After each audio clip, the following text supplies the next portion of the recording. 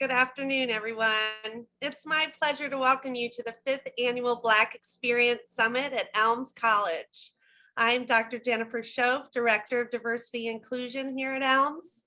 We are thrilled to have each of you here today for our program, the theme of which stories of our becoming, the shoulders on which we stand. A quick program note, please feel free to submit any questions you have throughout the day in the webinar's Q&A feature. To begin today, it's my true honor to introduce our college president, Dr. Harry Dumay, to give our opening remarks. Dr. Dumay became the 11th president of the College of Our Lady of the Elms on July 1st, 2017. He has served in higher education, finance, and administration at senior and executive levels for over 20 years. He holds a Ph.D. in higher education administration from Boston College, an MBA from Boston University with a graduate certificate in corporate finance, and a Master of Arts degree in public administration from Framingham State University. He earned his Bachelor of Science degree, magna cum laude, from Lincoln University. Prior to assuming the presidency of Elms College, Dr. Dumay was Senior Vice President for Finance and Chief Financial Officer for St. Anselm College from 2012 to 2017. Dr. Dumay formerly served as Chief Financial Officer and Associate Dean at Harvard University's Paulson School of Engineering and Applied Sciences, Associate Dean at Boston College's Graduate School of Social Work, and Director of Finance for Boston University's School of Engineering. Since 2018, Dr. Dumay has helped usher in the Black Experience Summit each year to commemorate Black History Month and to bolster his deep commitment to diversity, equity, and inclusion here at the Elms. Without further ado, please join me in welcoming President Harry Dumay. Thank you, Dr. Shaw, and good afternoon, everyone. I am so thrilled to welcome all of you to the 2022 Black Experience Summit at Elms College. On behalf of all of us, students, faculty, staff, and trustees of the college. This is the 5th year that we are hosting this summit, and every year the program has gotten richer. We are both humbled and grateful for the annual opportunity to bring this academic conversation to the Western Massachusetts area.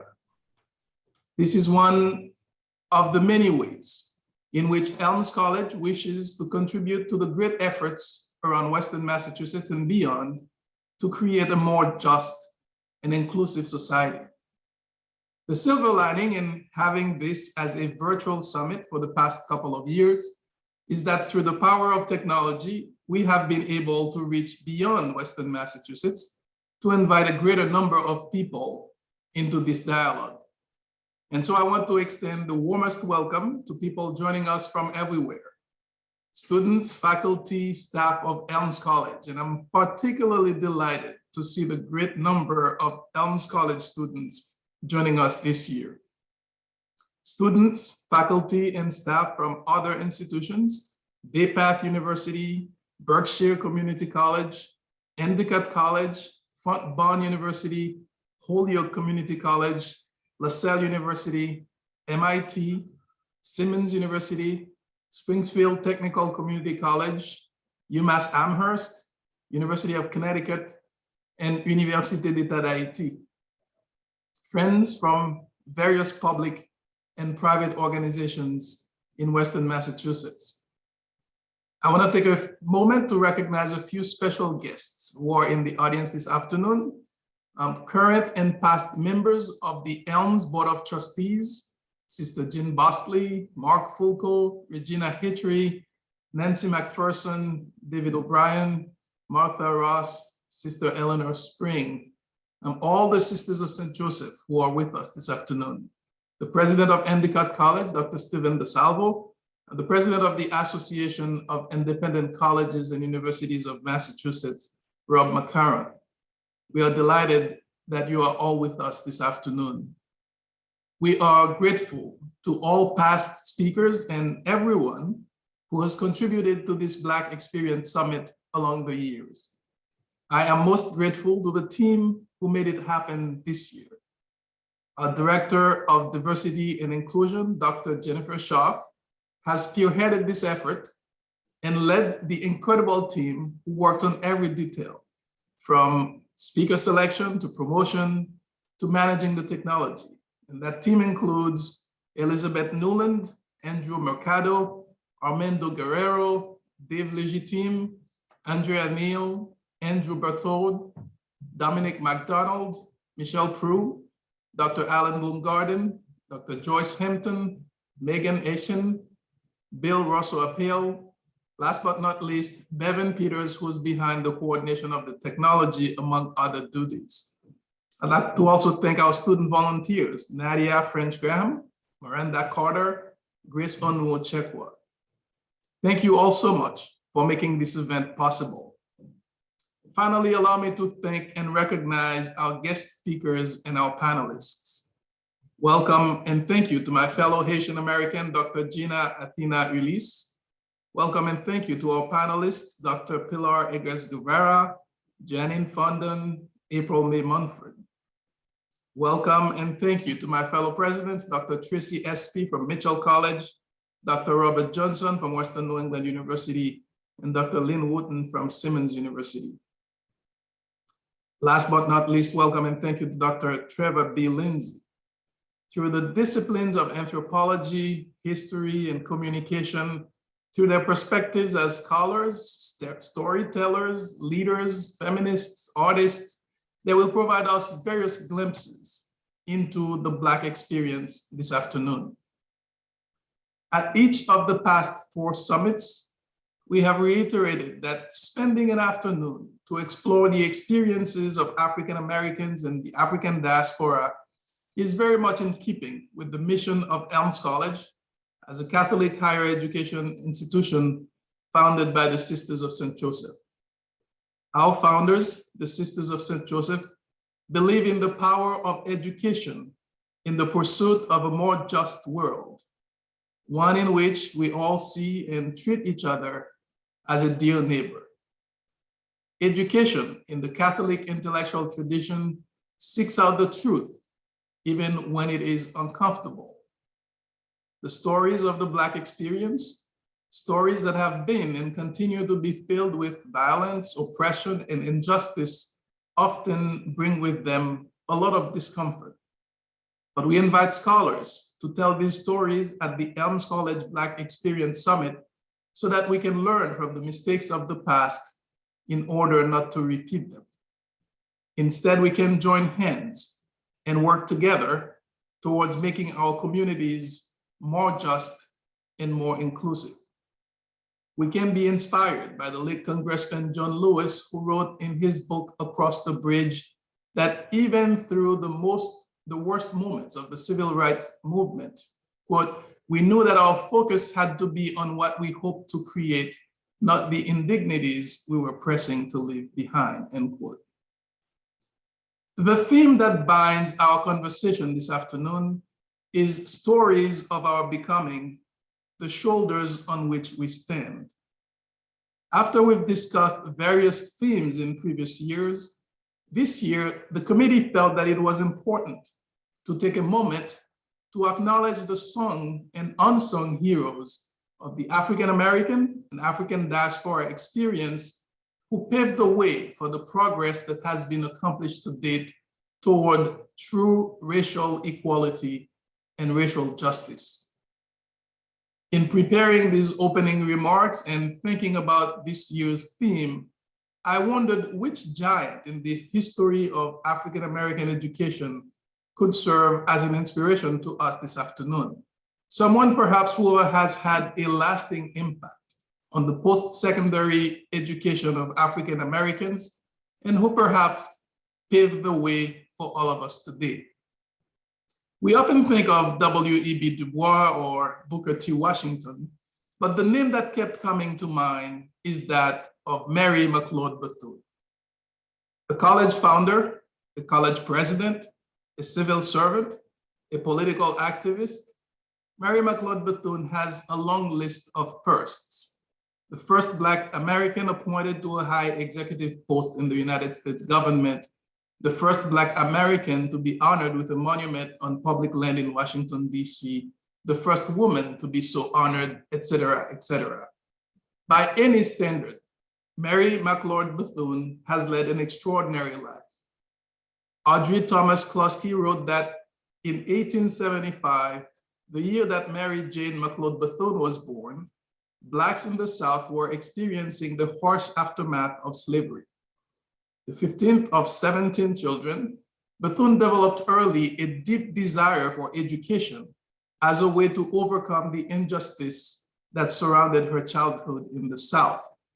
Closkey tells the story of a young Bethune walking 10 miles a day to attend a mission school, then returning home to teach other family members to read. Bethune studied at the all-female Scotia Academy for Black girls in the bordering state of North Carolina, and then at the evangelical Moody Bible College in Chicago. Bethune returned to her hometown to teach in the mission school near Maysville. And in 1904, she founded the Daytona Educational and Industrial Training Institute for Negro girls. By 1923, the school had grown considerably and was offering college-level courses. According to Closkey, to protect its financial base, Bethune engineered the school's merger with Cookman Institute, creating the co-educational Bethune-Cookman College, which is now Bethune-Cookman University. In doing so, she became one of the nation's first women college presidents. A skilled administrator, a prolific fundraiser, an inspirational leader, Mary Macleod Bethune's influence extended beyond campus. Her advocacy of Black women's causes and of racial justice made her one of the most influential leaders in America from the early 1900s until her death in 1955. Bethune's biographers believe that the phrase "building a better world" that is found in her essay, My Last Will and Testament, captures the essence and intent of her entire public life. As we gather this afternoon for this Black Experience Summit, Mary Macleod Bethune is one of those giant shoulders on which we stand. May her story of achievement against the odds, her belief in the power of education, and her determination to build a better world inspire us all. Thank you once again for being here. Thank you to our speakers and panelists. Thank you to the organizing committee. Welcome once again and enjoy the 2022 Black Experience Summit.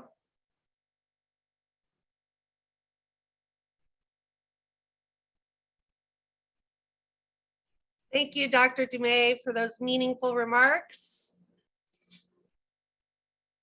It is my true honor to introduce our first keynote speaker of the day. Gina Athena Ulysse, a Haitian-American feminist, artist, anthropologist, is a professor of feminist studies at UC Santa Cruz, California.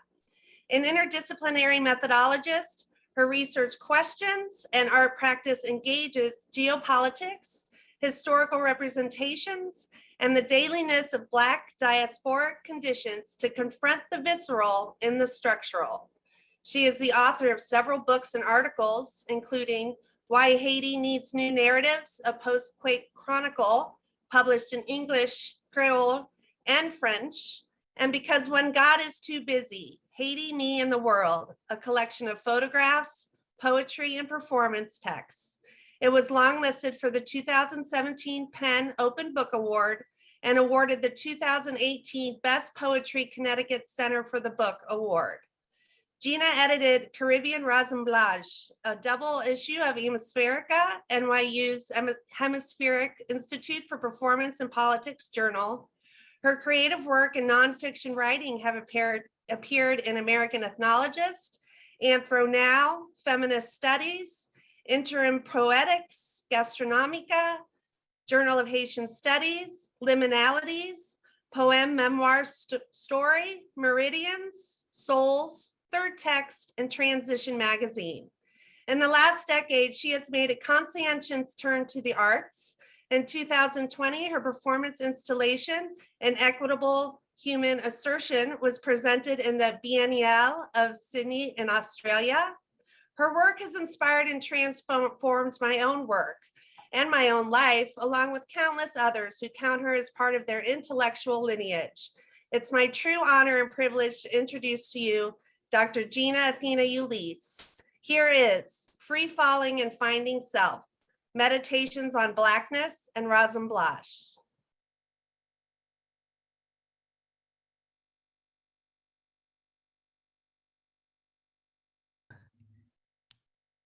Would someone allow me to share a video, make me co-host so I can share something?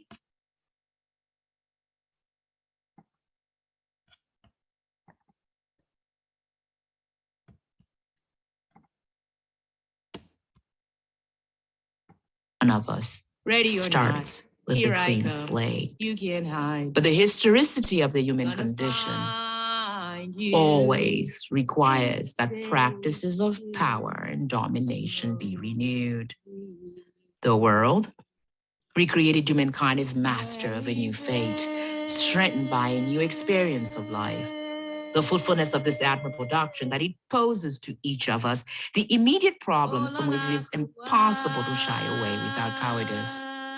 It is now vital to dare to know oneself, to dare to confess to oneself what one is, to dare to ask oneself what one wants to be. Without new visions, we don't know what to build, only what to knock down. We not only end up confused, rudderless, and cynical, but we forget that making a revolution is not a series of clever maneuvers and tactics, but a process that can and must transform us. If your house ain't in order, you ain't in order. Revolution begins with the self, in the self.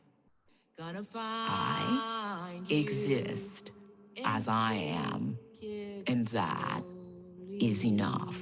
I exist as I am, and that is enough. I exist as I am, and that is enough. Because we are each other's harvest. We are each other's business. We are each other's magnitude and bond. Ready or not, here I come. You can't hide. Gonna find you and take it slowly. Ready or not, here I come. You can't hide. Gonna find you and take it slowly.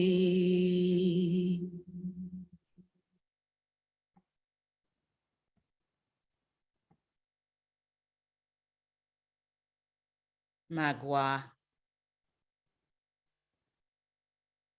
Marien, Zaragua, Maguana, Igwe, Magua, Marien, Zaragua, Maguana, Igwe. A shipload of items traded and exchanged for 500 enslaved Africans. Cowries, 20,000 pounds. Coarse German linen, 1,500 pieces. Cotton length 30 yards white, 100 pieces. Cotton length 30 yards blue, 50 pieces. Cotton length 15 yards white, 250 pieces. Cotton length calico with large flowers, 150 pieces. Cotton length striped, 130 pieces. Firearms, 200. Copper or brass basins from 3 pounds to 8 pounds, 600 pounds. Gunpowder for small arms, 1,000 pounds. Iron bars, 1,006 pounds. Coral, 50. Dutch pipe, best stores, 5 boxes. Beads and glass toys of different colors. This is a list. This is a list of a shipload of items traded and exchanged for 500 enslaved Africans. For your family. Look at what the mortals have done. Look at what these mortals have done. Neither blood nor belonging accounted for my presence. I closed my eyes and strained to hear the groans and cries that once echoed in the dungeon, but the space was mute. I am a reminder that 12 million crossed the Atlantic Ocean and the past is not yet over. I am the progeny of captives. I am the vestige of the dead. And history is how the secular world attends to the dead. I am a vestige of the dead. And history is how the secular world attends to the dead. Not only humans made the crossing, not only humans made the crossing, not only humans made the crossing, traveling in one direction through ocean, given the name Atlantic. Grief traveled as well. The dead do not like to be forgotten. The dead do not like to be forgotten. The dead do not like to be forgotten, especially those whose lives had come to a violent end and had been stacked in high in a sea of mass graves. Ship name, country, when the voyage began, how many who boarded and how many survived. Aiguila Negra, France. Voyage began July 7th, July 16th, 1702. 500 boarded, 107 survived. Marie-Françoise, France. Voyage began May 19th, 1726. 400 boarded, 80 survived. Henriette, France. Voyage began January 28th, 1738. 500 boarded, 134 survived. Saint-Jacques, France. Voyage began October 2nd, 1741. 239 boarded, 162 survived. Comte d'Anguilliers, France. Voyage began March 30th, 1786. 868 boarded, 588 survived. Aigle, France. Voyage began July 12th, 1786. 391 boarded, 260 survive.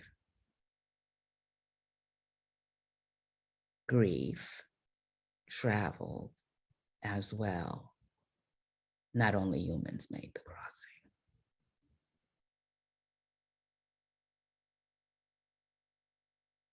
None of us starts with a clean slate. None of us.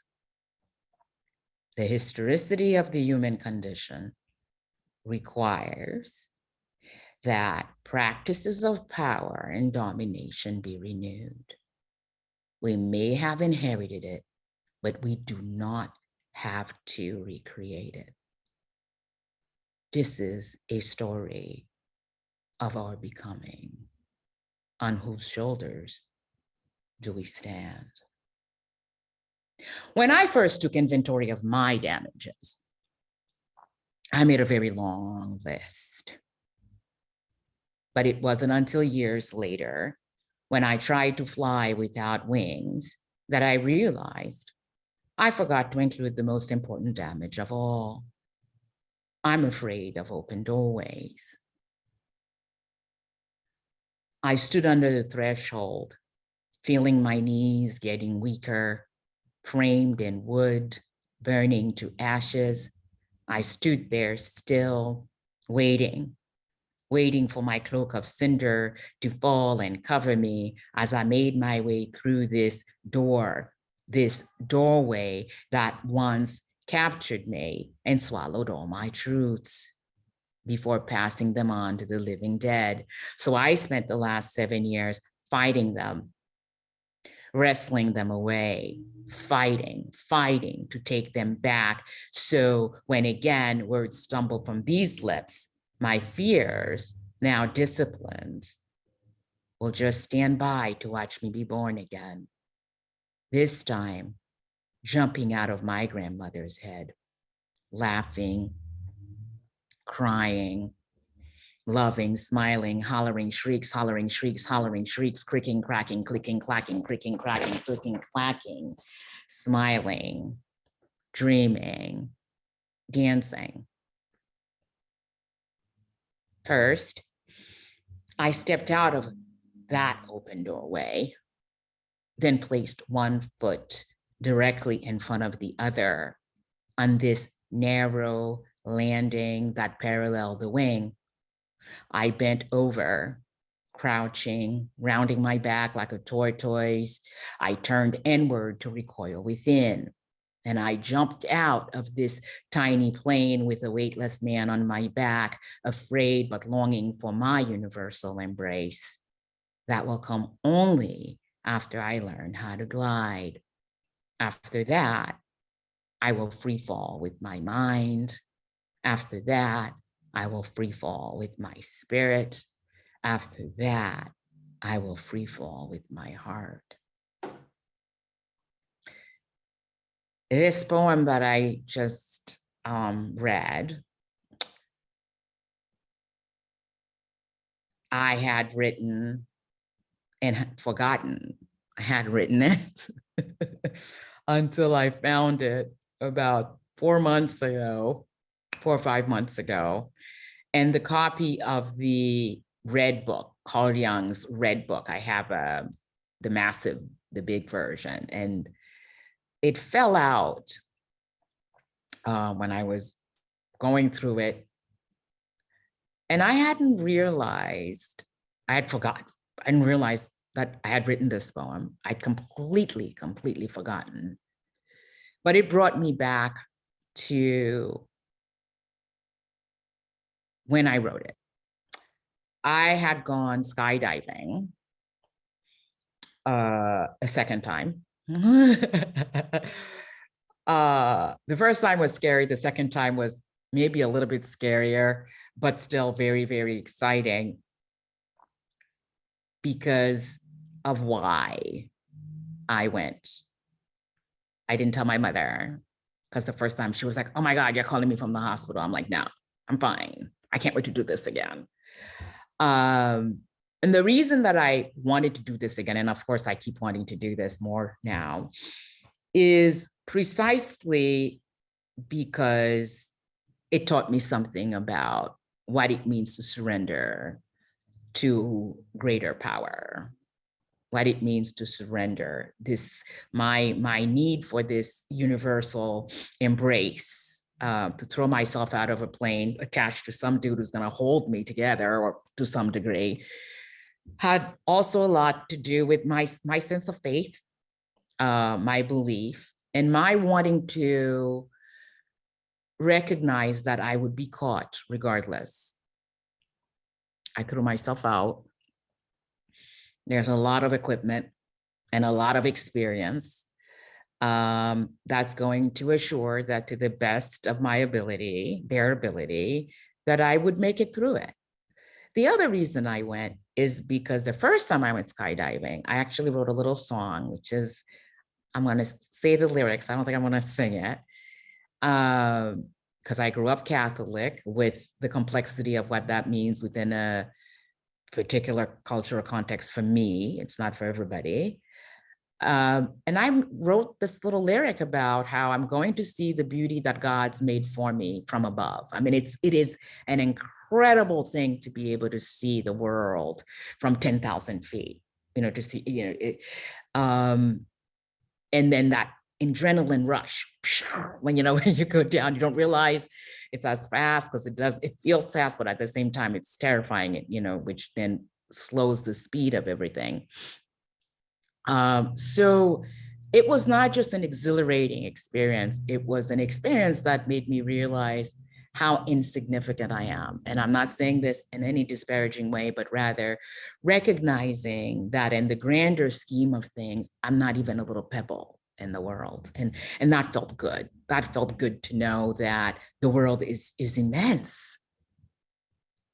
The world is immense. The world is huge. And I'm this, tiny little bit, and I get to show up. And what does that mean? How I show up. It helped me understand that my fears are mine and mine alone in some ways, and are part of a history of fears, and that I'm connected to a family, I'm connected to a people, I'm connected to a country. Now, it's not things that I did not know, but rather things that were reaffirmed in a context that was even more affirming than I expected it to be.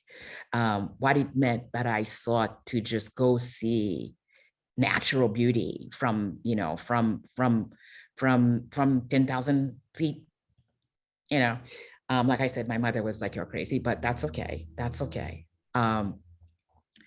That pursuit for me, like most of my pursuit, was about understanding myself as an individual, myself as part of a social body, myself as someone who's part of a broader global world system. Which then brings me to the quote that you saw from the short video of the project that I had done in Sydney. I always keep coming back to Suzanne Césaire.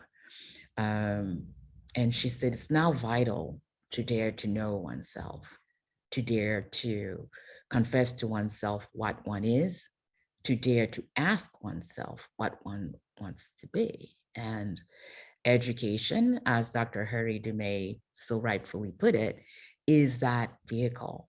It's that opportunity. It's that moment that allows us to be confronted with our own social limits, to allow us to better recognize who we are to ourselves first, and then who we are and who we want to be in the world. So what I'm going to do is read a couple of my poetry and keep coming back and asking all of us in the room, however virtual, to meditate on this idea of what it means to free fall, what it means to find self, and also how we become and on whose shoulders we stand. I'm going to rewind. I need to rewind. Always rewind, always rewind. A poem about why I can't wait, going home again and again and again, subtitle, why I prefer the term incarcerated when talking about agency. Every morning from the time when I was 3 years old, I had to open up my mouth to receive 2 tablespoonfuls of emulsion Scott. Sometimes I would pinch my nose so I couldn't smell it, making it easier to swallow that pasty white liquid that left my tongue tasting of salty tears and cod liver oil. Often, we had to chase it down with some of my mother's homemade V8, watercress, celery, beets, spinach, carrots, and all sorts of other things that grow in the earth to give little weakling strength. Despite the grimaces, despite the pouts, the tears, the no's, the I don't want to, the cries and the wails, the screams that often preceded this ritual, eventually I would drink it. Not because it's good for me, not because I had to. I actually didn't have much of a choice. I had to open up my mouth, let it slime down my throat, and swallow. When I was about 15 years old, one day, my father called all three of us in the living room and told us we had to let go of our dreams and be serious about the future. Poor man, not even a son to carry on his name. He had been cursed with 3 girls, and we wanted to be a singer, a dancer, and a writer. After calling us by our proper names, he said, I want a doctor, a lawyer, and a dentist. I remember saying to him, I don't care if I ever have any money, though I would change my mind later. I don't care. I don't care if I never have any money. I don't care if I live in a tent as long as I have my music. What are you asking me to do? Live this life? My life? For you? In all my sassiness, I dared him. And when would I get to live my life, Father? When do I get to live my life? When you die? The horror on his face, I have since forgotten, but I remember my mother verbally mourning her wasted life, having given him the best years of her life, and me realizing that I only get to do this life thing once. So I was going to do it on my terms whenever I had a choice. I remember the first time I went back to Haiti. It had been 17 years, but I had to hide in a hotel so Daddy would know I was there. Desperate to refill all the gaps in my past, I stole back my memories at night, trying to retrace my childhood. I begged a cousin to drive me around to the house on Rue d'Argent, but it was long gone and had been replaced with an edifice that breathed the same coldness as the Pentagon. Then we went to the Gingerbread House. That too had been demolished and reconstructed, though the mango tree was still there. The Petit Chaperon Rouge, where I'd gone to school, had been closed for years. Vines interlaced with the iron of the gate. I went back again 2 years later, and I remember our conversation with a man who has lived in Haiti longer than I did. This white man who says he loves my country, the country that I saw in newspapers and on TV for 17 years. The country that for the longest time I could only go back to in translation. We were talking about class and color, and I was asserting my Gramscian ideals about the importance of and the need to fight both wars, you know, the war of maneuver and the war of position, especially the war of position, so we can take back spaces, hence why I tie my head with a scarf when I go to those places. Do you think they care here, Blythe? They don't care about your Aunt Jemima head.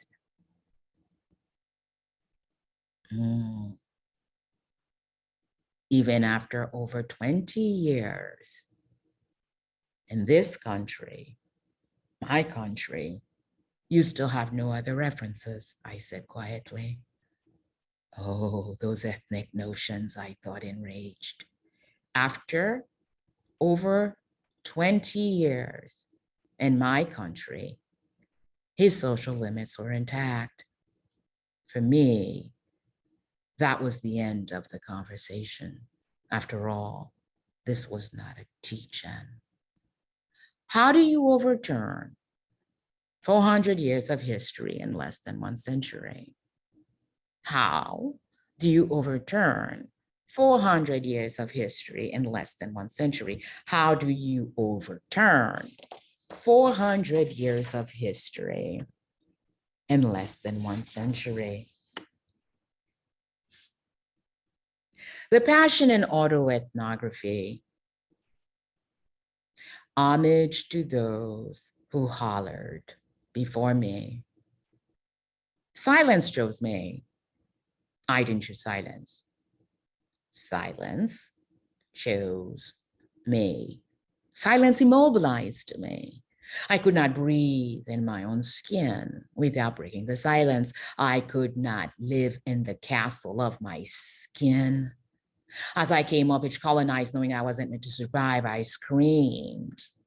Knowing the power of the erotics, I screamed. Using the erotics as power, I screamed. Out of my passion, I screamed out loud words that resonated, the sound of a hammer going through flesh, screeches, shrieks, hollers, screams. Another woman hollering, hollers, screams. Another woman of color hollering, shrieks.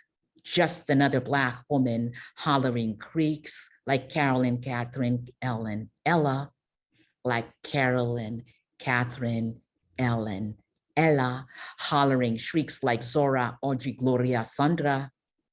Hollering creaks that crack, hollering creaks that crack, hollering creaks that crack, hollering creaks to crack, to shatter the screens that border the walls of the tower that safeguard the gate mirrors, creak, clack, creak. Now, if we were in person, I'd expect a clack, creak. When I say creak, you're supposed to say crack. When I say creak, you're supposed to say crack. Creaks can crack a mirror. A creak can crack a mirror. You keep out the creaks that can turn into cracks, reaffirm their silences. You keep out the creaks that can turn into cracks, the creaks and the crack, drowning our silences, hollering, screaming, silently suffocating. The creaks that make the crack that beat too wild, they need to be tamed. These little creaks that make the crack that beat too wild, they need to be tamed. The creaks that make the crack that beat too wild, that need to be contained. The creaks and the crack that need to be erased. You either be that or disappear. You either be that or disappear. Fear, disappear always.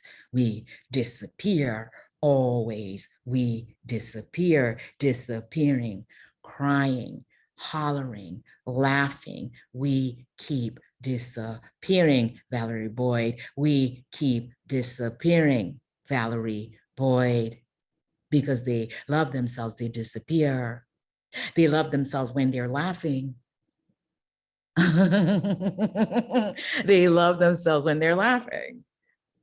They love themselves when they're laughing. I'm just trying to love myself when I'm crying. I'm just trying to love myself when I'm crying. I'm trying to love myself when I am hollering, trying to love myself when I try to take a stand, trying to love myself when I stand tall. And like my sister girl says, why do they think so many Black women in anthropology keep turning to the arts? Why do they think so many Black women in anthropology keep turning to the arts? Using the erotic of power to redefine myself, I inserted myself into the disc. I inserted myself into the disc. I inserted myself into this form that stifles me. I inserted myself into this disc that reflects me, this disc that can barely contain me. And from my point of knowing, I cried and I screamed and I hollered about my Blackness. I cried and I screamed and I hollered about my baldness, the politics of being Black and the privilege of light skin, the politics of being bald and obsessions with textured hair, the politics of coming of age colonized and trying to define what it means to be free, the politics of recreating structured structures and the denial of past spiritual agency, the politics of reaffirming silences, and the drowning out of loud voices that screamed, hollered, cried, and laughed before me, silently, loudly hollering. Objectivity has historically miseducated me. Your objectivity has historically suffocated me. Through subjectivity, I can be. Through subjectivity, I can be. Through this reflexivity, I can take my oppression, I can name it and claim it, reclaim it, and try to resist remaining in occupied territory, because I wasn't just miseducated, Sister Lauren. My generation came of age colonized. Comfort didn't choose me. I didn't choose comfort. I could not choose comfort. I could not breathe in my own skin. So I tried to accommodate the angst because I could not live in the castle of my skin. I hollered and screamed. I laughed to scream, screeches, shrieks, holler, scream, shrieking to crack, creak. If you were in person, would be saying crack, creak, creak, crack, like those who came before me. Like those who came before me. On whose shoulders do I stand? And because of them, you and I have had a date with history. I need to know the time and place so I can ask Papa Ligba to open the gates for me. And in the name of all the saints, all the dead, all the twins, and in the name of the entire Guinea nation from my mother's side, and in the name of Ana Kauna, and in the name of Nanny of the Maroons and Neg Maron, and in the name of Cécile Fatima and Sojourner Truth, and in the name of Jean-Jacques Dessalines and Toussaint Louverture, and in the name of Charlemagne Piralte, and in the name of W.E. Du Bois and Marcus Garvey, and in the name of Jean-Pierre Mast and Sarah Neale Hurston, and in the name of Angela Davis and Nikki Giovanni, and in the name of Patricia Williams and Peter Tosh, and in the name of Gloria Anzaldúa and Maryse Condé, and in the name of Audre Lorde and Paulo Freire, and in the name of Winnie Mandela and Martin Luther King, and in the name of Irene Diggs and Roberta Stoddart, and in the name of Catherine Dunham and Assata Shakur, and in the name of Malcolm X and Mahatma Gandhi, and in the name of Shirley Chisholm and Michelle Cliff, and in the name of Ruth Behar and Michelle Rolfe Trouillot, and in the name of Favie Harrison and Nisha Hanif, and in the name of Walter Watney and Bell Hooks, and in the name of Miriam Makeba and Elias George Jones, and in the name of Betty Lou Valentine and John Gwaltney, and in the name of Lauryn Hill and Nelson Mandela, and in the name of the Sisters of the Caris, and in the name of June Jordan, Brenda Cardenas, and the Last Poets, and in the name of my mother, my grandmother, my great-grandmother, my great-great-great-grandmother, you and I have had a date with history. I need to know the time and place. If not here, where? If not now, when? When we free fall, we're out of control.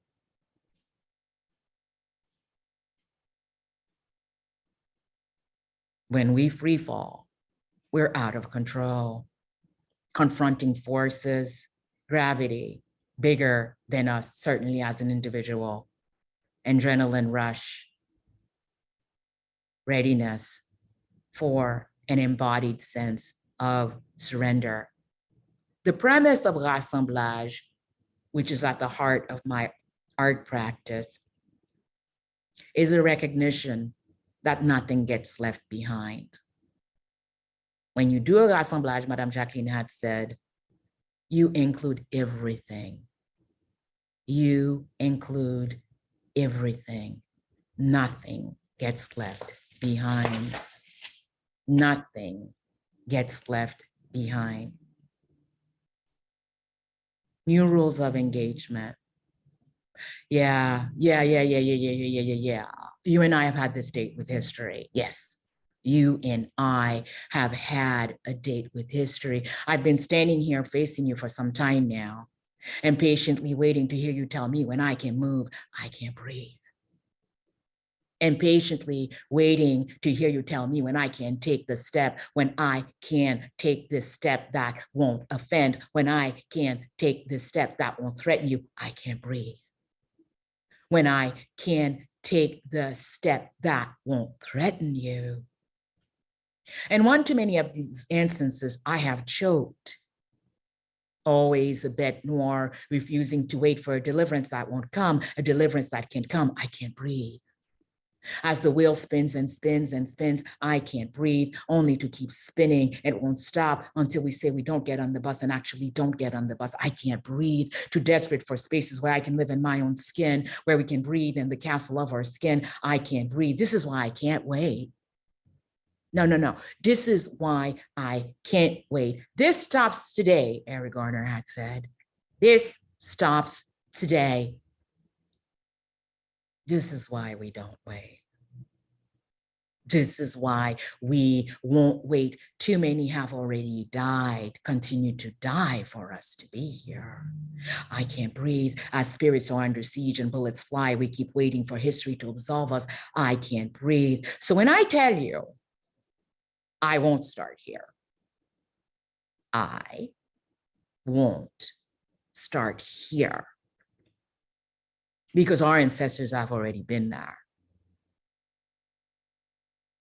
I can't breathe. I can't breathe. When we say we won't start here because our ancestors have already been there, you better know that we are on the offense. I can't breathe. I can't breathe. We are on the offense in this battlefield, spinning new manifestos for dreamers while standing on the bodies of our young and the carcasses of our ancestors, ready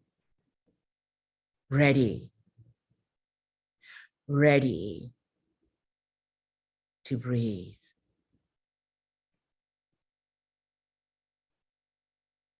The space between power and vulnerability is not just an edge.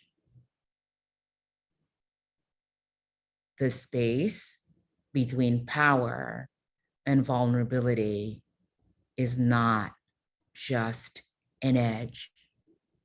There is room there. There is room there. There is room for humility. There is room for surrender. And there is room for grace. Thank you. So, I would like to issue gratitude and thank you to Dr. Shoaf for the invitation and the wonderful introduction of this entire summit from Dr. Harry Dumay from Haiti, which I'm especially excited about. And just wanted to say that looking forward to a conversation with the folks who want to engage. And also thank you to Bev and Peters for keeping everything on cue and making sure that I'm here. Well, thank you very much, Dr. Ulysse. What a great way to kick off our 5th annual Black Experience Summit. So my name is Armando Guerrero Estrada, and I am an ABD in Theology and Education at Boston College, where my dissertation proposes immigrant narratives and immigrant storytelling as anti-racist and interculture and culturally sustaining pedagogies in theological education. And I currently serve in the Office of Diversity and Inclusion here at Elms College.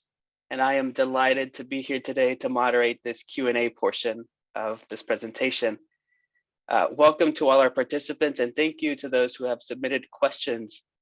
Anyone who would still like to submit questions can do so by utilizing the Q&A function found at the bottom of your screen, and it will remain open during the duration of our conversation. So without further ado, let's jump into some of these questions. So in The Politics of Storytelling, anthropologist Michael Jackson states that for every story that sees the light of day, untold stories remain in the shadows, censored and suppressed. Within the stories of the Black experience, what are some of these still untold stories that remain in the shadows, censored, suppressed, or banned that your work brings into the light of day? And then also, if you could speak to the ways in which anthropology and the arts contribute to this process. Well, that's like this. First of all, it's completely in my wheelhouse. I love this question. It's a big question, and I think we could just use the time to just answer that one question. But hopefully, yeah, I mean, it's everything, right? I think I did not initially set out to do a performance of the archives, but it is part of what I do. After the video, I began with the indigenous names of Haiti, of the kingdoms of Haiti. So in terms of thinking about what has been obscured, what remains silenced or disavowed even, because I think there's an awareness of these, it's the disavowal that's even more insidious. And the list, the shipload of items, right? I mean, I think the work speaks directly to the question in terms of excavating and showing these, I don't know if they're as hidden as they are unknown, right? Because they exist in all sorts of archives, from people's personal archives to museum archives and so forth. It's a matter of where is that knowledge being circulated and who has access to it. And I think at the end, or part of the problem, which is one of the reasons that I'm excited about doing performance and sort of taking knowledge that circulates in the academy among a very small set of people and bringing it to a larger audience through performance, through the arts, through public writing, and so forth, because that knowledge is there. It's only not circulating as widely. The circuits are just a bit too narrow. So yeah, I think does that, and similarly with the list of the ship names, right? There's all these databases that one could access now if you just Google, like Middle Passage slavery ship logs. I mean, you'll get that information now because of, thank goodness, to digitization. A lot of this material is there, but you need to know what it is that you're looking for.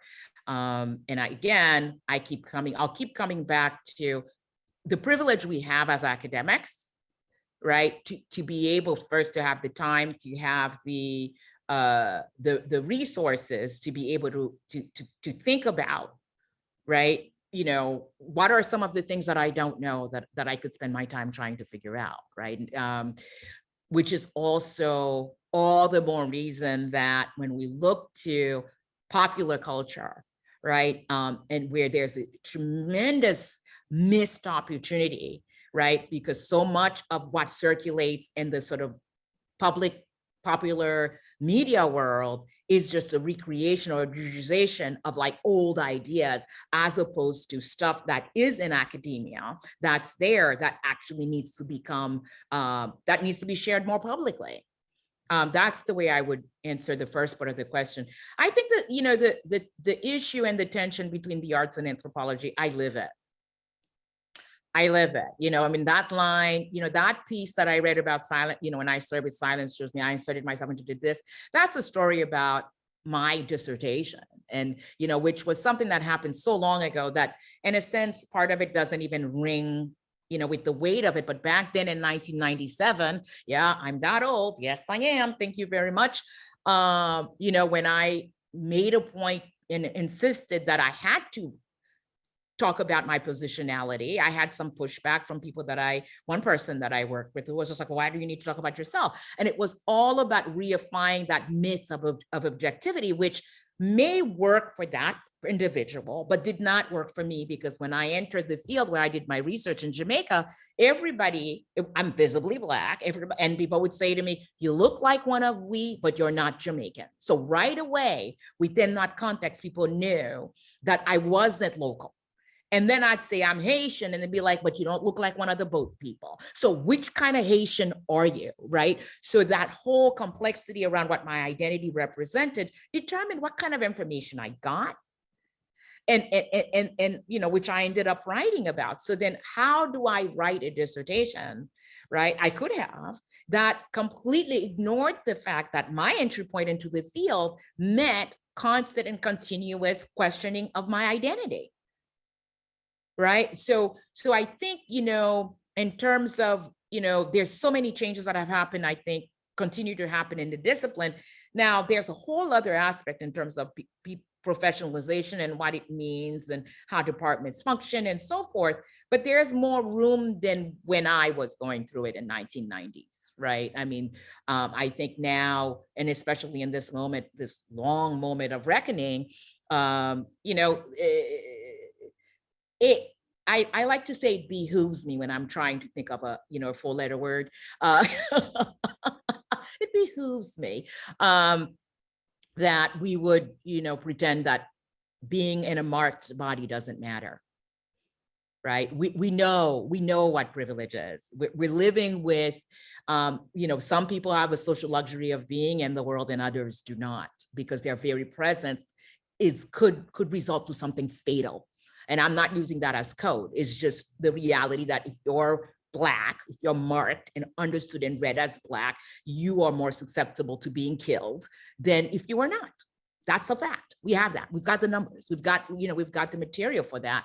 So then it's like, what is the responsibility of those of us who know this? You know, and I'm in a really fortunate position because I lead with the artist. I'm interested in not just communicating information, but also determine that this is communicated in such a way you're able to sit with it, right? You're able to sort of like hold it, no matter how difficult it is, to go back to President Dumay's point, right? I mean, it's like, you know, that wonderful quote from Michel Roy of Trio where he says, none of us starts with a clean slate, none of us. And it's true. We all are we have a lineage, we've got ancestors and we've got spirits, all of us do, whether we want to admit that or not, right? But we also come from, you know, these lines, right, that have material, that resources or do not, that have different forms of capital. And it's the historicity, because I know there's a panel on storytelling coming up after that, right? The historicity of the human condition requires that practices of power and domination be renewed. In other words, we do not have to recreate these patterns. Yet, how conscious are we that one, we've inherited them? Because we need to be aware of that, right? Because that's the finding of self. And we don't have to recreate them. Absolutely. Thank you so much. And I think what you said about the intersection or the interlacing of poetry and the arts and anthropology are so crucial, especially for our students today, you know, and you say that you live it, but not only live it, I think you live it very well. As some of our audience members have alluded to already, your poetry is absolutely beautiful. And we have a student here who says, absolutely beautiful poetry. I was astounded and blown away. Thank you for sharing it, truly. I was wondering if you have ever felt like you had hit a wall or felt too nervous to admit or mention something. What do you do then? And do you have to power through it? Do you say it or do you keep it in? Do you sit on it and then find a better way to explain it later? You know what? That is such an amazing question about process and about wisdom and about getting older. So to whomever asked that question, first of all, thank you for the accolades and for the receiving of the work.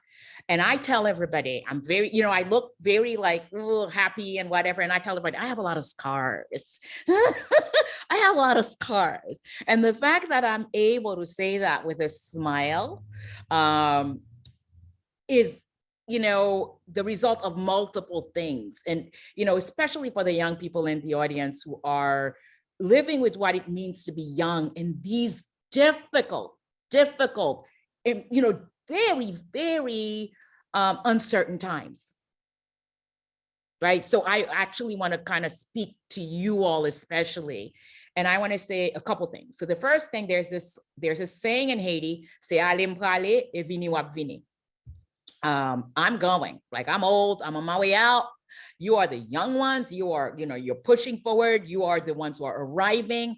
So for me, part of what I can do is share my experience so that you have a sense that, you've heard it before and it doesn't always ring, and this too shall pass, right? So the strength that you're seeing, the smile you're seeing is coming out of many years of a lot of wailing and crying and just, I'm really good with my pain. Like I express it and I didn't know how always, right? And I'm going to tell you a quick story about many years ago. I sought counsel from somebody and he said, Gina, you were born for self-expression. I was like, what does that mean?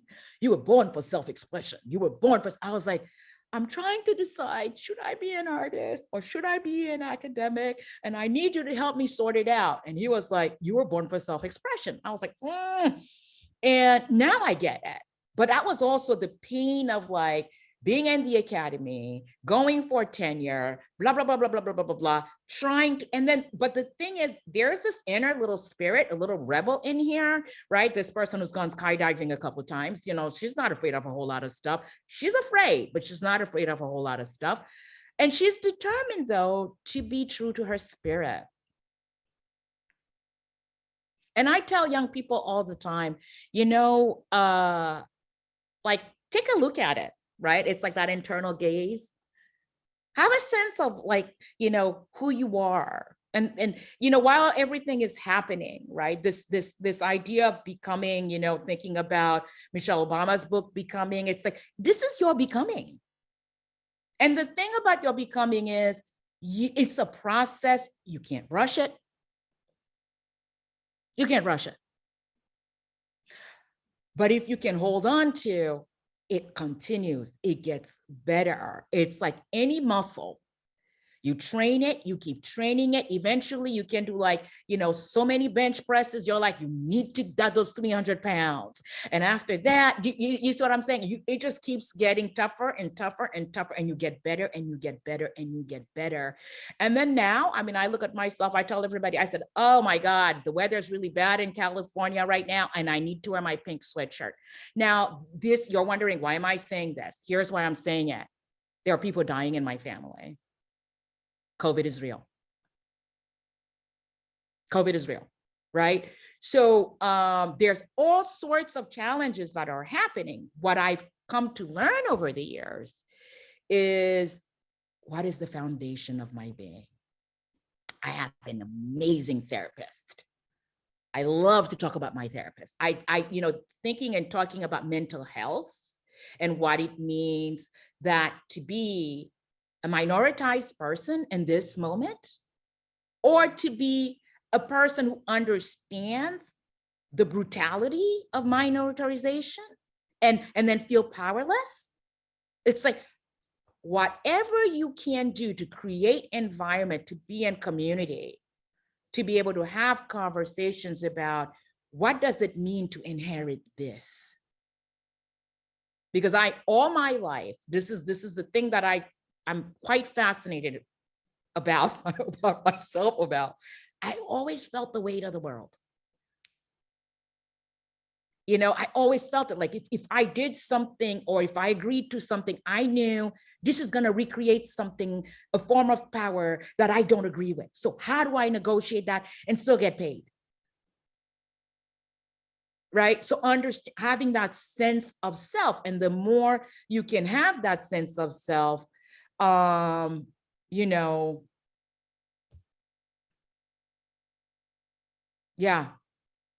we just got a plan to wrap up. So it scared me. Okay, but I hope that, to this person who asked that question, it's, of course, there are times I didn't say things. Now I'm sassier because I'm older, and you get to a point where you're just like, you have one life to live, as I said, and it's, it lands where it lands, especially when I know the spirit with which I offer it. Well, thank you very much for that wisdom and for that vulnerability. I think they are saying that we have time for one more question. So we have a few questions from the audience. You have mentioned a little bit about Rasanblaj and that that nothing gets left behind. But we're wondering if you could explain just a little bit more about the term that is so central to your work and so central to the Haitian community. Well, I mean, it's not as central to, I don't know if I would say it's central to people in the Haitian community. It's central to some people, right? Because I came up with that concept because I was trying to make sense of, or trying to come up with an organizing principle that did not leave the spiritual behind. You know, our tendency to take the self and split the self. You have the mind, and then you've got the body, and the spirit is somewhere over there. And the way I always talk about it is no subject lives their lives along disciplinary lines, right? You know, no one is having a religion experience right now and a biological experience and a political science experience. No being, not a plant, right? Not a calabash like the one behind me, or a person. We experience things as whole. These demarcations are the product of universities, of academia, and they serve a particular purpose. So Rasanblaj, you know, the turning to that, it was to think about, you know, the translation of it is a gathering, right? For Rasanblaj, gathering of ideas, people, things, spirits. And I always like to say not necessarily in that order. And it's also to think about what it means that we can sort of sanctify that recognition so that it's not thinking of things as disparate. Not only humans made the crossings. People have religious practices that are land-based Afro-diasporic religious practices throughout the region. Right? So what does it mean then that we keep needing spirit, whether it be a Western or an Eastern spirit, something separate? What happens to your being when you know, because we all know this, there's a sense, there's yet another layer of ourselves that's actually bound to our materiality, that's bind to our mind, that's beyond our mind. So trying to think about that and not do it in a way where I end up having the conversation and thinking about it in such a cerebral way that we lose what it means that it is spiritual. Because that tendency, again, it's another academic project, right? And, you know, so then you end up with Descartes, I think, therefore I am. Well, we're not going to see what happens to I feel, therefore I am, which is where Audre Lorde would take it. So it's just, again, thinking about what it means, a project towards seeing and understanding ourselves as whole beings. And that is, there's a mind, there's a body, and there's a spirit. Thank you very much. That was absolutely wonderful. I think we have time just maybe for some last words of wisdom that you would like to impart on us. Well, I mean, I think, you know, if there's anything I would say is, I believe in the young people. I believe they are the future. And I say this to my students all the time. What I believe in and what gives me hope is the audacity of youth and their rebelliousness. And it's like, you inherited this, but you will make something new of it. And I'm ready for that. Gina, thank you so much for such an amazing, amazing, amazing talk. You light my spirit on fire every time. So we so appreciate your presence and your song and your voice today. So thank you so much. As for the rest of you, we will be taking a short 10-minute break before our next session. So please go enjoy, and we will see you in 10 minutes. Hello, everyone, and welcome back to our 5th annual Black Experience Summit. My name is Nadia Ariel French Graham, a student here, junior and criminal justice major here at Elms College, and I have the pleasure of welcoming our moderators into the Art of Storytelling panelists. First up, we have Dominique McDonald, who is a graduate student in the Master's of Education program. Now we have Miranda Carter and Grace Chekwa, both post-baccalaureate students in the pre-medicine program. Welcome. For that, Thank you to the panelists so far that have spoken. It's been amazing so far. As she stated, my name is Grace. We have 3 panelists for the Art of Storytelling panel. Our first one here is going to be Janine Fondon, President and CEO of UnityFirst.com, Dr. Pilar Eguez Guevara, I hope I pronounced that correctly, an Ecuadorian cultural anthropologist, writer, and filmmaker. And our last one is Aprell Munford, journalist of the Republican and MassLive.com. All right, so in this panel, me, myself, and another modulator will be asking you guys some questions. My first question is going to be to Ms. Munford. In your respective craft, how have you drawn from the legacies of the past to influence your work in the present? In other words, on whose shoulders do you stand? Hello, everyone. It's a pleasure to be here. You all look fabulous. What a great experience this is. The legacies of the past influence my work today in many ways. Most notably, remembering the fight for the freedom of speech and the fight for the freedom of press. In these Histocrates, we find the writings of our foundation: Frederick Douglass, Malcolm X, Angela Davis, the Black Panther Party, and James Baldwin all use writing to advance their ideas around social justice, diversity, equity, and inclusion. Even before colonialism, as a descendant of the great Mohawk of the Iroquois Confederacy, whose peace laws inspired this nation's constitution, I especially realize its importance. I want to point out that literature is not and has not been exclusive to the oppressor, yet it has been used as a tool to silence, marginalize, and socialize us. But in that same right, we can reclaim our voices. In high school, I was heavy into reading. However, I was not interested in many of the books that the school had to offer.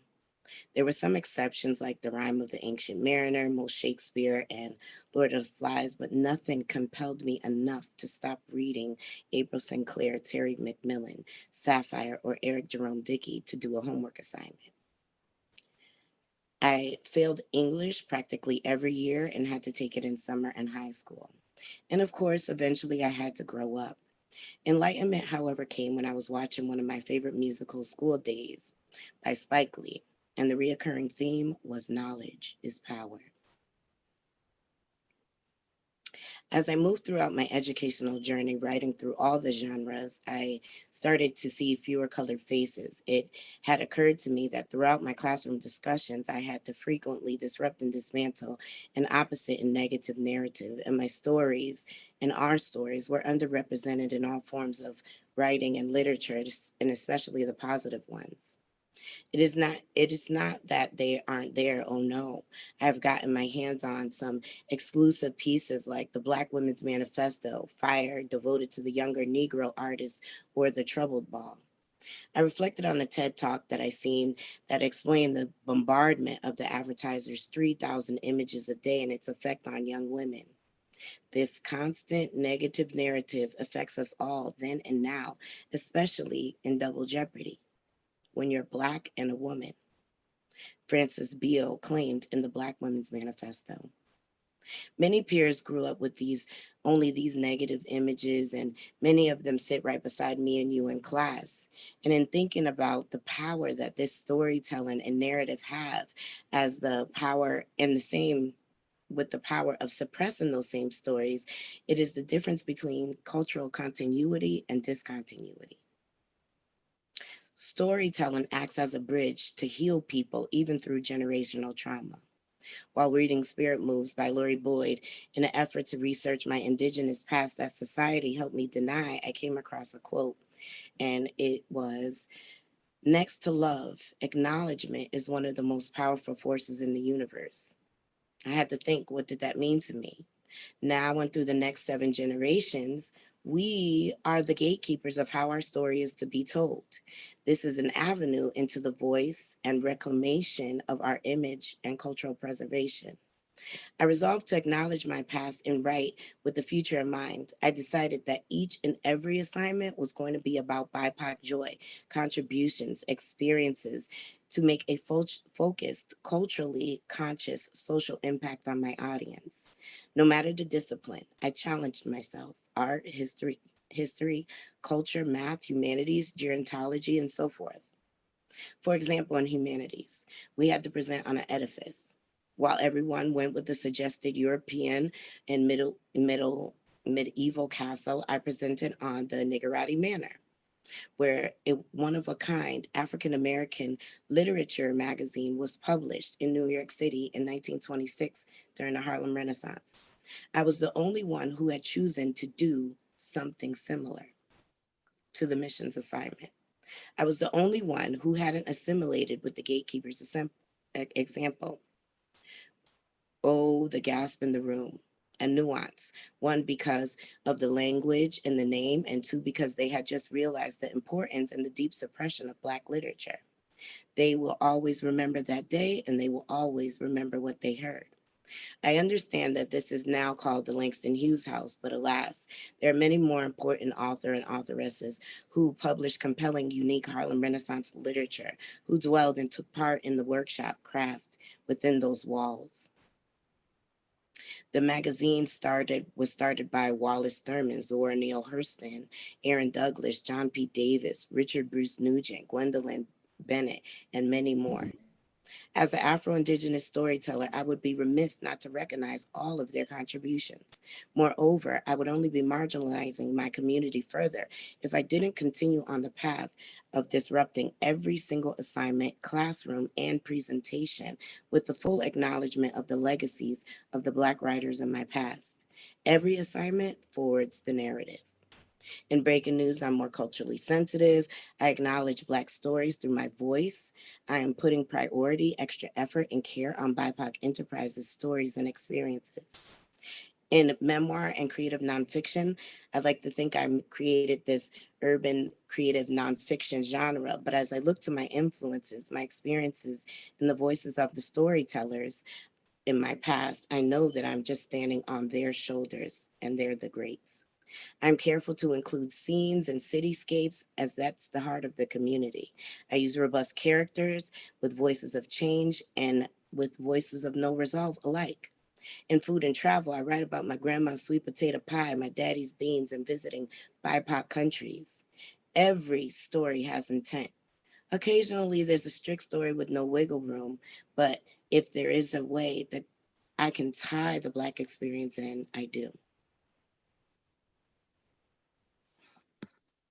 Thank you so much, Ms. Munford, for that answer. That was perfect. And I love that you incorporated your own personal anecdotes into there to make it much more relatable. My name is Dominique McDonald, and I am a graduate student here at Elms College. I do want to go ahead and continue the discussion. So I'm going to ask the next question, and I will direct this question to Dr. Guevara. In your opinion, what potential does the art of storytelling have for Black liberation and social justice movements? Thank you everybody for the opportunity to share some of my experiences and my stories with this fabulous group of people and experts. I want to start by sharing a little bit about the work I have done. So I am the founder and director of Comidas que Curan, which is, it means foods that heal, and it's a food and media company, and we are independent researchers and activists, and we work primarily in Ecuador, where I am from. I am from the highlands, from Quito, and that's where, you know, my ancestors are from. Also my mom and my grandmother, they are from rural areas in the highlands of Ecuador. But my work, my research work and my work as an activist has focused in the coast of Ecuador. So I have worked in the province of Manabí and Esmeraldas, which is, they're located at the north of the country. And Esmeraldas is one of my research and filming sites. I have produced a documentary called Raspando Coco, which means scraping coconuts, out of my research for many years in this area. Esmeraldas is populated by predominantly people of African descent, and I've loved to work there. I have many years working there ever since I graduated from my master's program in Ecuador. And after I finished my PhD at the University of Illinois, I started working on topics surrounding food and food culture and food heritage. So this is what I put together in this documentary. And in response to that question, what I wanted to share is how we have used filmmaking and research to really bring ahead the lives and the knowledge, especially the knowledge and the value contained in the knowledge, the ancestral knowledge, the traditional knowledge about food and medicine that older people bear. The bearers of this knowledge are our grandmothers and their ancestors. And in this area, I conducted many interviews with my own family. So those are the shoulders on which I stand. But I've also had the privilege of speaking with many older women and men in these other regions of Ecuador and in Esmeraldas in particular, so Black men and women. And I have, I have had the privilege of telling some of their stories through film, through my research and through the documentaries I create. And I also teach. So we hold workshops and classes with especially youth and children in the rural areas where we teach them, we give them tools of research and filmmaking so that they can create and tell their own stories about their culture. And in response to the specific question about how this can serve, the movements for liberation and social justice. What we do is we not only collect recipes. So our work has a lot to do with really recovering and uncovering the knowledge about food that our grandmothers hold, and that is there. It's not lost. Fortunately for us, it's they still remember. The problem is that we don't give it enough value. People, especially younger people, don't recognize the value in that, and are even ashamed in some cases because from many fronts, the educational front, the industry, the food industry, as well as the Western medicine, the Western medical establishment, really have fought a fight. They have really held a campaign against traditional knowledge and traditional food knowledge, and many of the foods that are traditional, that are local, that have nourished these communities for generations, and that in many cases have medicinal properties, have been deemed unhealthy or dangerous or even life-threatening. And I tell that story in this documentary, Raspando Coco. This is one of the foods that is considered even life-threatening for a lot of people who have it as part of their heritage. Coconuts are part of their landscape. So what we do is we not only collect the recipes and we make fun cooking videos, but we actually we want to recover the stories. We want to tell the stories where these recipes and this knowledge about food and medicine are contained. So what I wanted to share with you today is that these stories are devices of memory. The stories are devices of our collective memories, and that are alive in the oral histories of people that are alive today. So our ancestors and indigenous people around the world know how to use these stories in order to make this knowledge, this valuable knowledge that is vital for our survival, has been vital for their survival and will be vital for our survival moving forward. They have used these stories to make this valuable knowledge travel through time. And the way that works is because our brain is able to remember those stories. And the ability to tell those stories, as we heard Dr. Eulisse this morning, tell it and perform it in a way that is memorable, that has characters, that has memorable characters, that has songs, that has references to places in it. These stories are then memorable to us, and are then we are able to remember this knowledge that is vital for us.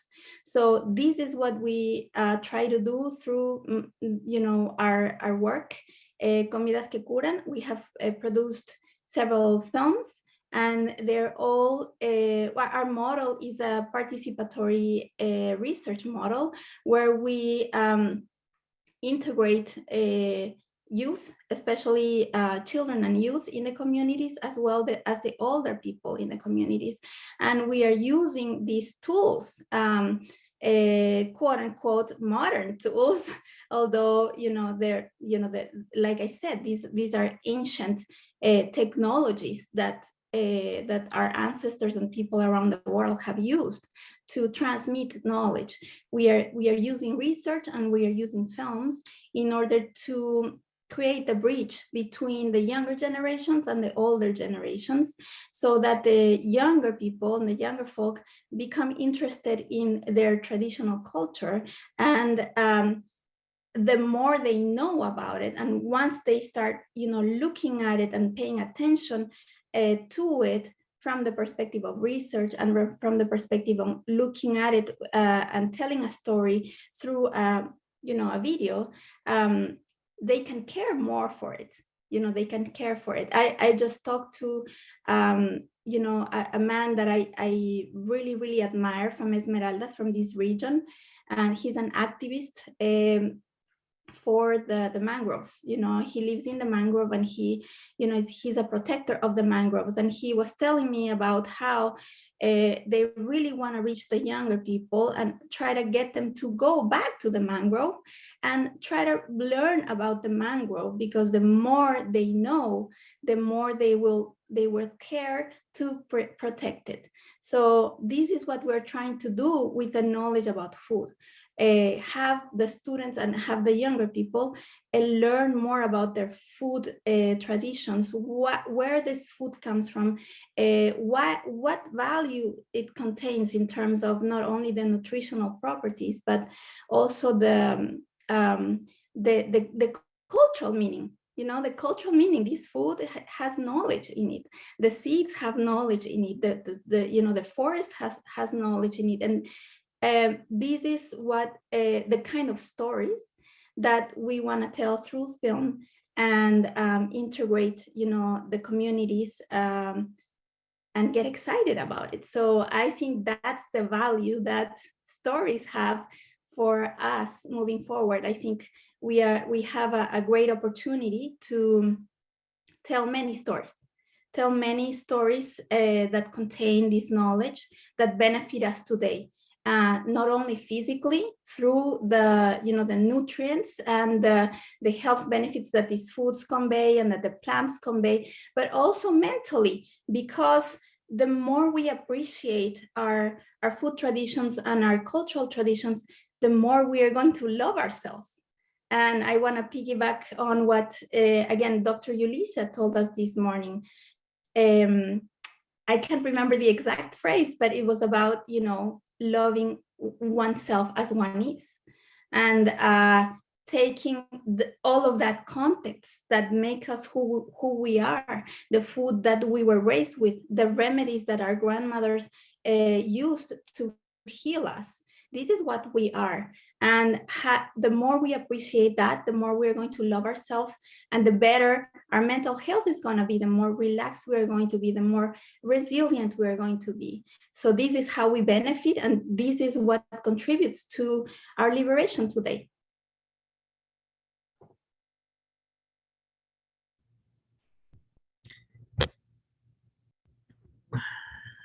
Thank you so much for that, Dr. Guevara. I just love how you took something as universal as food and made it so relatable, and it's something that's so relatable to so many people, but you see the power in that. And I think that film is just such a powerful medium because it reaches so many people. So that was a very robust and well-worded answer. Thank you for that. We do have Miranda Carter, who's going to come on and ask the next question if she is ready. Yes, hello everyone. My name is Miranda Carter, a post-baccalaureate student here at Elms College in the pre-medical program. It is such a pleasure to be here. As we move into the last question for this set of dynamic panelists, I want to appreciate the incorporation of such colorful experiences, knowledge, and hard work that you all have done. The last question is as follows. Ms. Janine Fondon, what advice would you give to the young college students today on their own journeys of becoming storytellers who are committed to equity and justice? Yes, it is a joy to be here with everyone, and I think this is such an important topic. So I applaud everyone who has spoken thus far, and I really salute all of the young people who are listening, who are really taking to heart what we're saying today. And one thing that I would like to advise the students and others out there is to be a student of history and to be aware of not only your past history, but the present history that's in the making. And I want to also share that two things. One, as we look at this arc of storytelling, I want us to understand that there are two factors and considerations. One, stories is what we see, what we hear, what we understand, what makes us aware. And then I want to make the bridge to truth telling. Truth telling to me is probably one of the most powerful ways that we can incorporate our storytelling with the truth. And I think this is where we feel, where we know, where we can act upon, different situations based on evidence. And I want us to really think back, why do we need to know history? Because that's going to show us some great facts around what has happened. And I think together, stories and truth telling, it really becomes our pathway to reimagining progress. We in this world, there's so much that we have to do, but this whole reimagination process of looking to the future by taking the best of what we have today. So as I think about students, you're here at many institutions to learn and grow, and we're going to learn and grow from the people, not only that we know, but that we learn about. And I want to share, as we talk about, those wonderful people and legacies that I stand on, I'm going to begin with my grandmother, Miriam Kirkcaldy. She came here to the US from Jamaica, West Indies in 1918. And if you consider, she came here via Ellis Island. So here was this very petite Jamaican woman who was trying to understand and navigate her way in a new world. And yes, she did. And I'm just a living testimony that she did. And I owe so much to her in terms of just making me understand the powerful positive in this world and the not so inspiring negative that we need to wrestle with. So I really give that to her. And for her, she was kind of the ambassador of our Block. I grew up in New York. She was the ambassador of our Block, and not so much because she was the most important person, but she was a wise person. And I want people to seek that wisdom in all of your spaces. Also, my Aunt Irene Morgan, for many of you who go back to look at the cases in civil rights, she actually won her interstate busing case involving segregation at the time in actually in Virginia. You know, back in 1946, she won her Supreme Court case. And we didn't know this story until PBS was knocking on our door and say, did you know? So some of our stories are hidden and they are buried, but when they come to light, we all had to realize the magnitude of what this woman, who was the wife of my uncle who owned a dry cleaners. So when you think about it, it's people around you that are really making a difference. Recently, myself and a lot of people from Bay Path University and all of the community members and community collaborators, we created the Voices of Resilience. It was an exhibit just to chronicle some of these stories, and it's hopefully circulating through some of your institutions now, and that would be really good.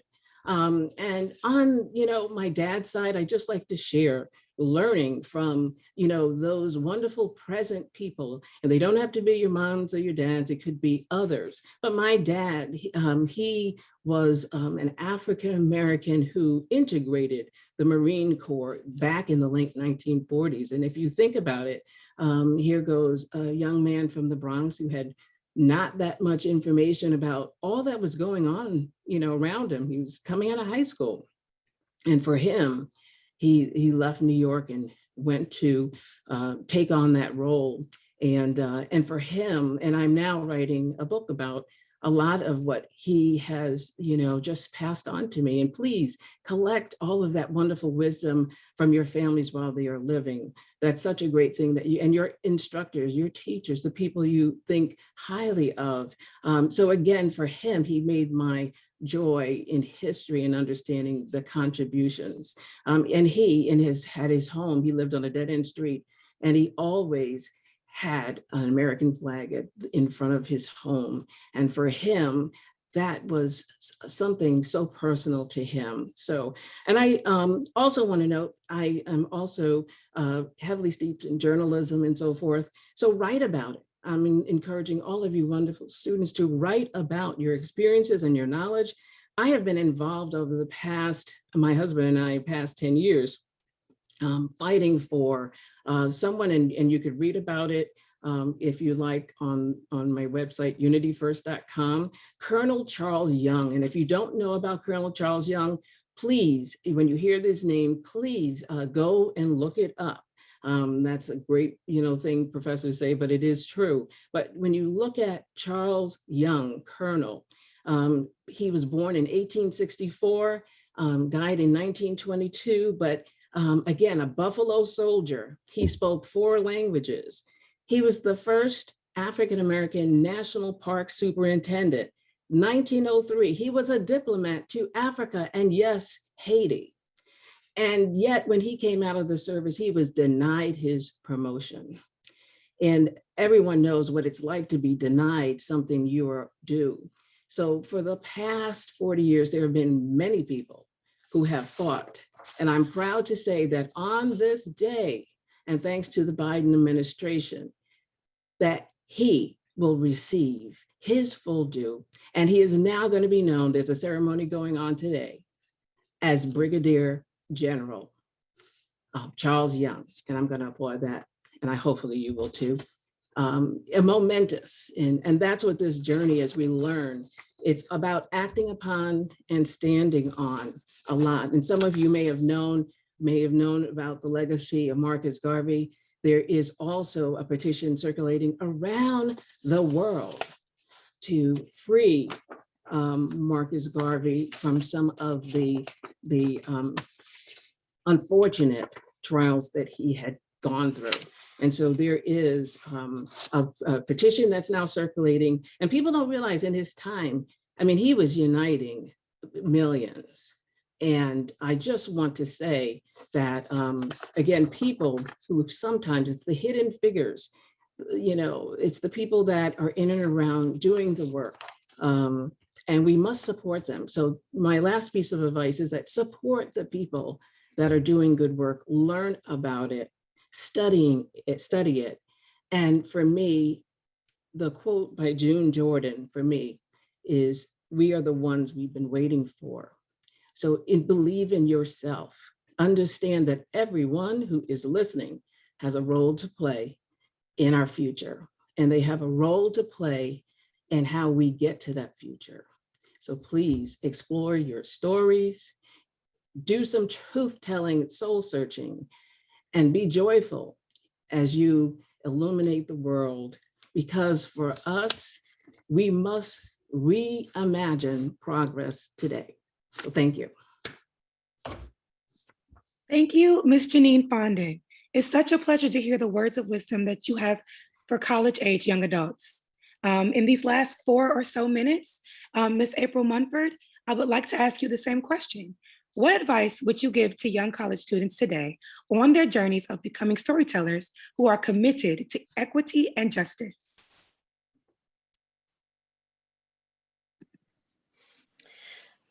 I would say, remember our stories and our voices are good the way they are.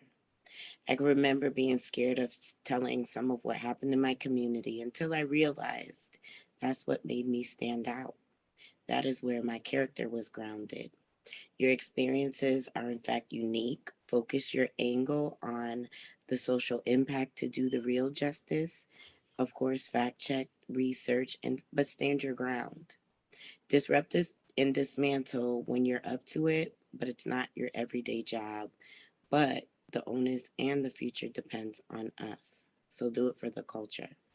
Acknowledge, honor, and reclaim every experience, and let everything you do be done with the next 7 generations in mind.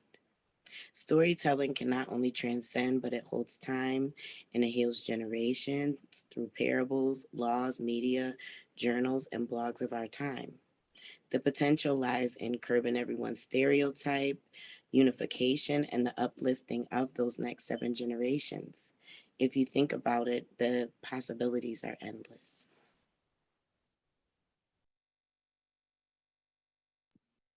Thank you so much, Ms. Aprell Munford. Next, we have Nadia.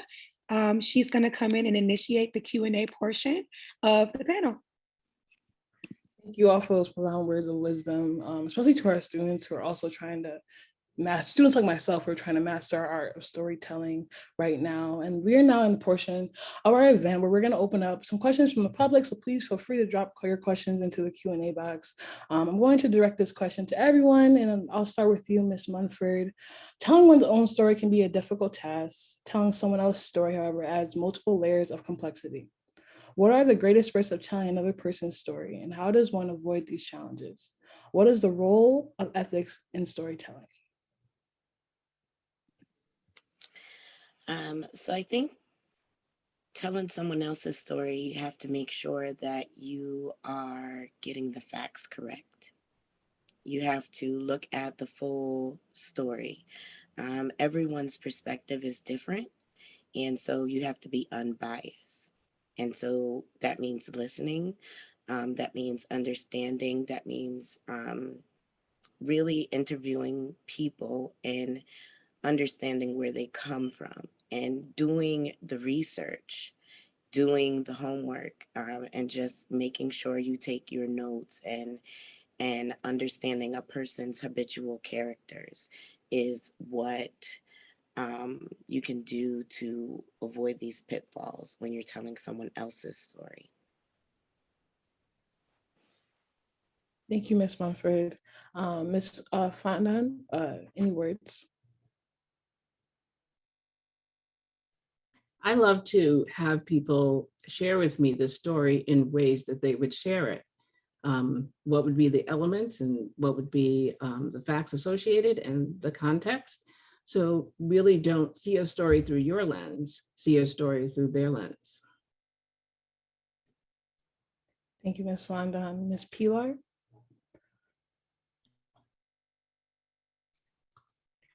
Hi, it says that I'm unable to start my video.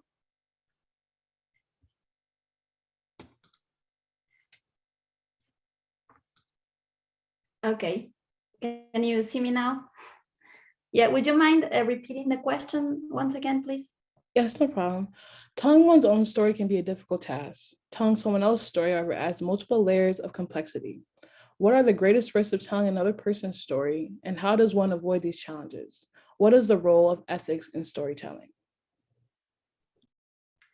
Yeah, that's a great question. Thank you. And I'm happy to respond from the experience of telling the story of several older people, Black and men and women, older men and women in the coast of Ecuador. I am not Black, so I felt it was a big responsibility for me to ensure that I create a representation that is acceptable for them. So in that process, the most important part of the process is to always have an open communication with the people you are trying to represent about the representation you are creating. So always, have an open communication about what your intentions are, what the objectives are, and how they want to be represented. And of course, like before publishing the the piece, whether it's a story or a film, and making sure that they accept, making sure that it's acceptable for them, and that you take into account their feedback. This is why I always advocate, and the model in the work we do is always participatory. So that means that we co-create with our community members, the community members in each of the communities that we work at, that we have a participatory model where they co-create with us the story. They are the ones that choose, the topic. They are the ones that choose the story that they want to tell. They choose what they want to wear when they are being shot. We don't get, we don't mess with that.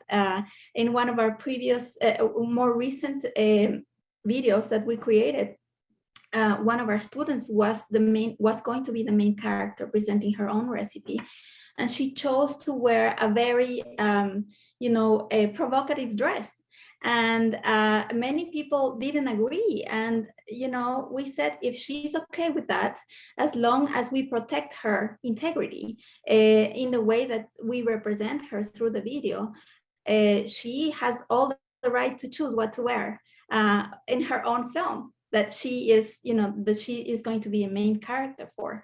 So I think that's a key, is having a participatory process through which you construct the story, you create the story, and you give it the final call. So Thank you, Ms. Pilar. I think process is extremely important as we look up to you all. Like, I know myself, as you guys done so much great work. I know that myself, who wants to strive for greatness, is really inspired by that as well. I'll also direct this question to all of you again. The question is, can you point to a defining moment that served as a catalyst for the work in which you are currently engaged in? And I'll direct that first to Ms. Fondon.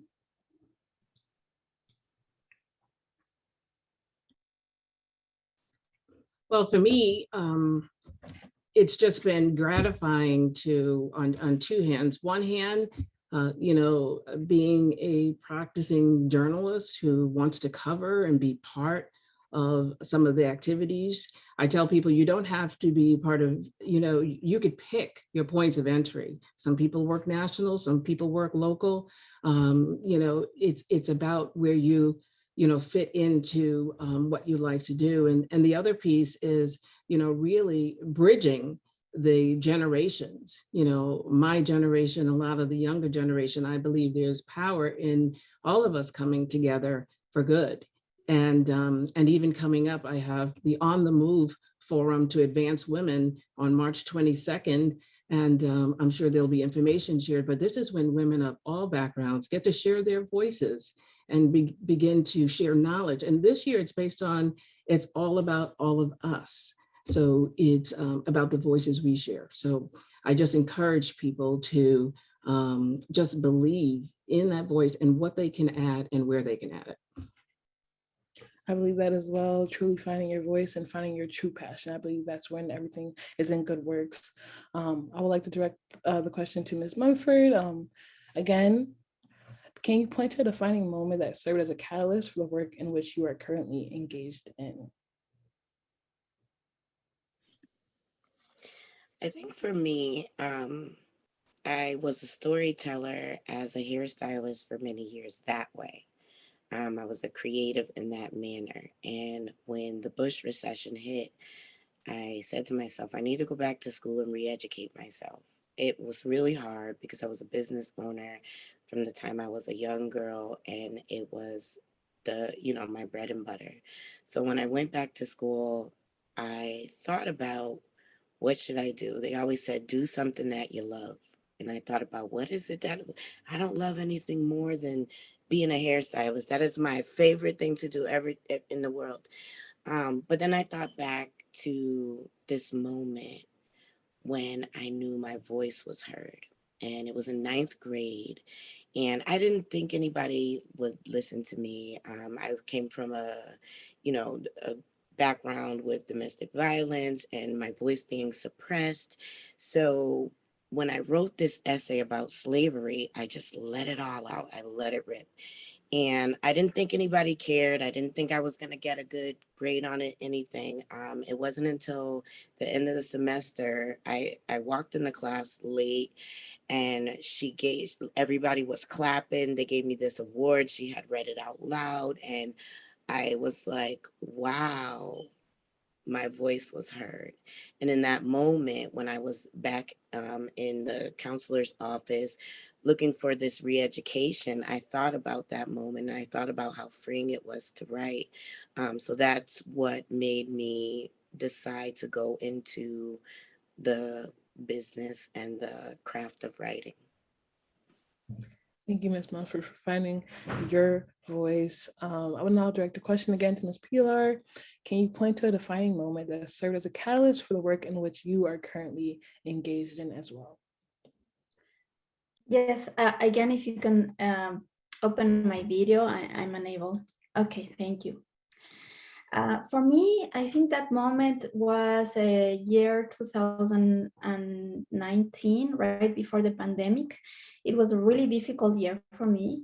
It reminds me of some of the things that Dr. Eulisse shared in this morning, how some of the struggles make us, more resilient. But they open up opportunities as well. And so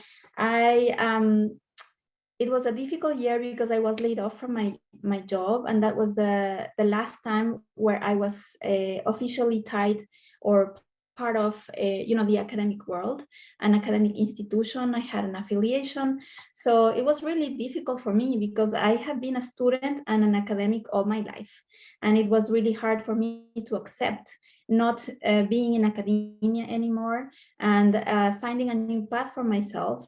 And then I was going through, also health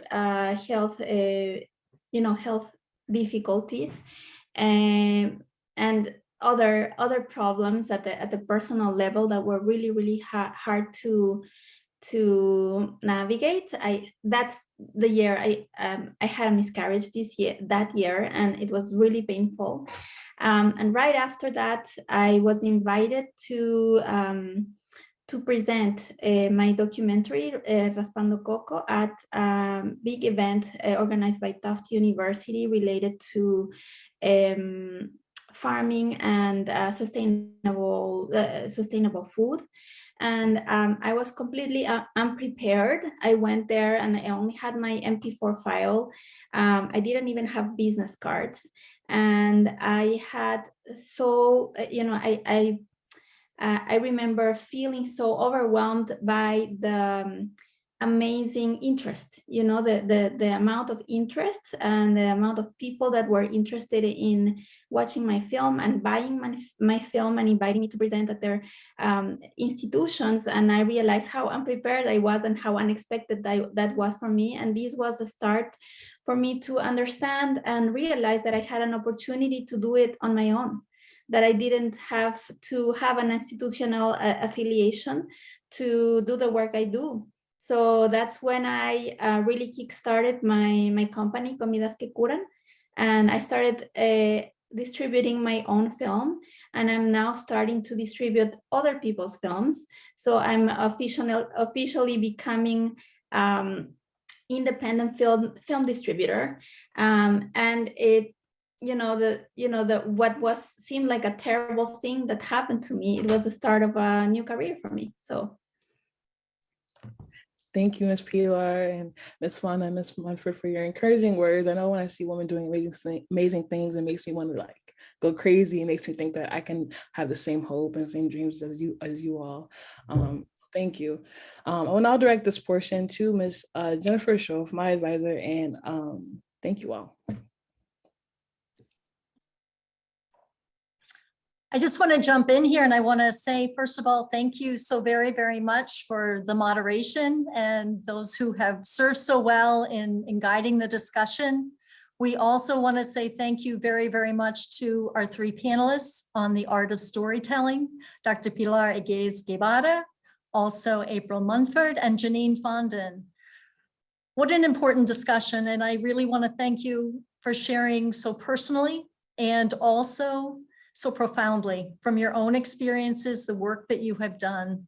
My name is Joyce Hampton. I'm the Dean of School of Arts and Sciences and Professional Programs here at Elms. And I want to thank you for joining us for this really important discussion this afternoon, our 5th annual Black Experience Summit. And so as we move forward, we're now going to welcome back Dr. Harry Dumay, who's the president of Elms College. He will be the moderator for our next panel. It's entitled Lifting as We Climb. And it's a conversation among esteemed college presidents from our region. So welcome, Dr. Dumay. Thank you, Dr. Hampton.